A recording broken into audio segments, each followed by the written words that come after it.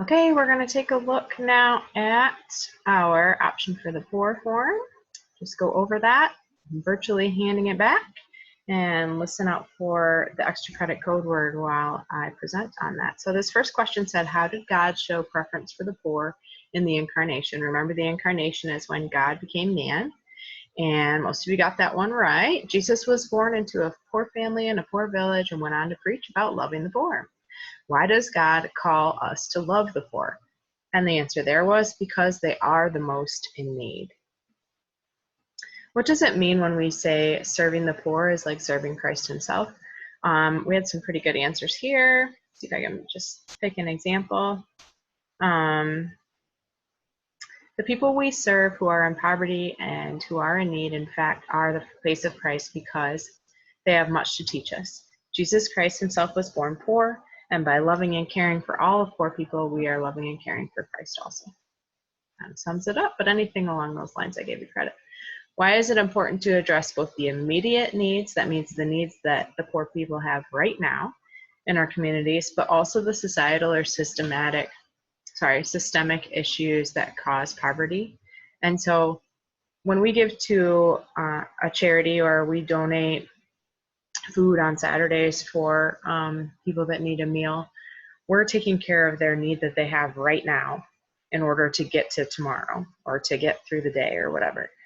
But you want to also be giving to and volunteering at charities that are trying to help to change the situation in society, to make it so that the reasons why those people are poor no longer exist, or to be able to actually get them out of the situation permanently instead of just a quick fix, if you will. What can you do to serve the poor and vulnerable who have taken an economic hit due to the current pandemic? Of course, there was a lot of varying answers there too, so as long as they made sense, gave you credit.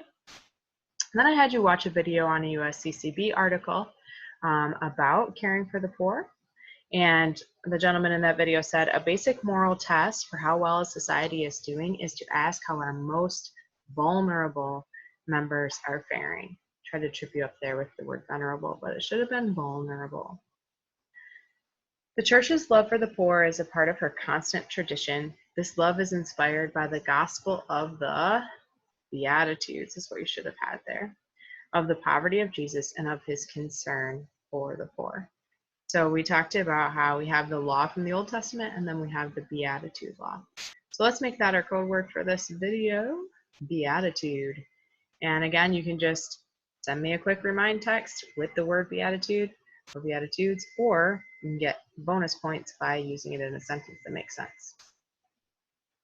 The primary purpose of this special commitment to the poor is to enable them to become active participants in the life of society. Everyone has the human right to possess a sufficient amount of the earth's goods for themselves and their family. Then I had you read a USCCB article or refer to it, and each of those documents was linked to another document. Like anything with Catholic social teaching, it's a bunch of documents that build upon each other. And so you were supposed to come up with a brief 2 to 3 paragraph summary. And pretty much I was just looking to make sure that you fulfilled that. Some of you, didn't even give me 1 paragraph. So that was really what I was looking at there. Okay, I'm going to go ahead and add on another video here to the Divine Mercy one because I don't have a lot to cover on this one. So let's just go over that really quickly. All right, so you watched the video lecture that I had. It was like a PowerPoint on the Powerhouse Divine Mercy Saints that I had. All right, and then in your own words, describe why St. Macarius is a good saint for the time of pandemic.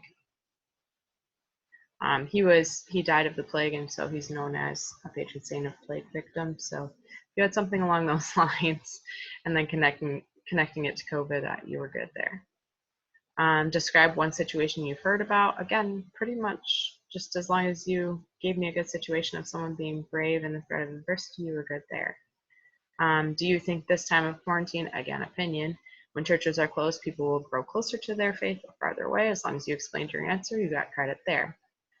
how are you doing with the online learning model? And then you all gave me great feedback there. All right, so on to St. Bernadette. She is definitely going to be on the exam, so make sure you know that St. Bernadette was the one that was collecting firewood, and then the Virgin Mary appeared to her, eventually told her to dig, and there was a spring with healing waters that came forth, so know about St. Bernadette. Okay, basically another opinion question. How can we moderate our activities to help the environment? 2 ways supporting those who have lost loved ones. Again, pretty much opinion. Okay, St. Faustina, she's going to be another powerhouse saint that is on the exam. And she's the one who Jesus appeared to her in that divine mercy image with the blue and red rays coming from his heart. And he said, my mercy is here. It's here for everyone. And I want them to tap into it, basically. And so we have the Divine Mercy Chaplet. The red coming out of his heart represents his saving mercy through his blood, particularly through the sacrament of Eucharist. And then the blue is the saving waters of baptism, again, the way that he saves us with his mercy. Describe in your own words what the red and blue rays coming from his heart describe. Oh, I have a little typo there, but anyway, that was supposed to be heart. And some of you got it, some of you didn't there. And then I gave you bonus points for watching Bishop Bruce during the Holy Hours. All right, if you have stuck with me this far, then you should get another bonus point. So, let's see. It's going to be water. I'm sitting at my cottage staring at Lake Huron. There's a lot of water. So again, but also blood and water from Divine Mercy. So go ahead and text me the word water and I'll give you extra points on that. We're almost there. Bye.